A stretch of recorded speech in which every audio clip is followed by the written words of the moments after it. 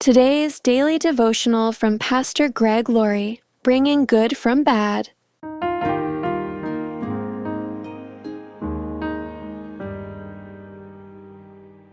For our present troubles are small and won't last very long, yet they produce for us a glory that vastly outweighs them and will last forever. 2 Corinthians 4:17. When adversity rears its head, the first reaction of many believers is to pray it away, to ask God to spare us from it, or, barring that, to help us get through it as quickly and as painlessly as possible. The ideal for many people is a life free from adversity. But that misses the point entirely. Adversity is, in fact, one of God's greatest teaching tools. Adversity prepares us for what God has ahead. God's people will be better off eternally because they suffered temporarily. The trade-off in eternity will bear this out. Our troubles won't last forever. As the Apostle Paul wrote in 2 Corinthians chapter 4, verse 17, "For our present troubles are small and won't last very long. Yet they produce for us a glory that vastly outweighs them and will last forever." This argument for the greater good may be the strongest biblical case for the whys of human suffering. But it requires great trust on our part. This means we need to look at our suffering and say, it will all make sense in eternity, and it will produce something that would not have been there otherwise.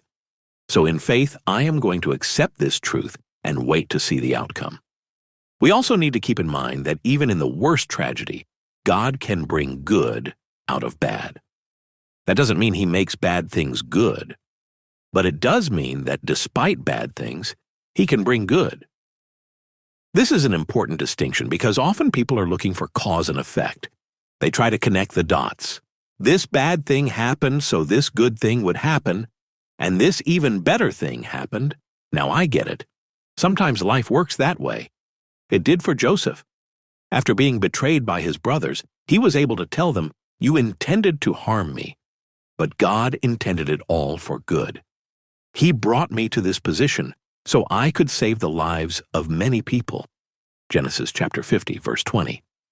Of course, sometimes we can't see the outcome. Even so, as Paul wrote, we know that God causes everything to work together for the good of those who love God and are called according to His purpose for them. Romans chapter 8, verse 28. Ultimately, all things work together for good. In the case of our country, the adversity we're facing now may be a forerunner of revival. That may be God's plan for bringing good from bad. It's happened before.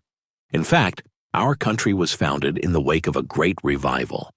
In the meantime, believers must continue to pray, continue to immerse themselves in God's Word, and continue to share their faith with others so they can see the hand of God at work in our nation, bringing good from bad. As you go about your day, I encourage you to think about this question: when have you seen God bring good from bad?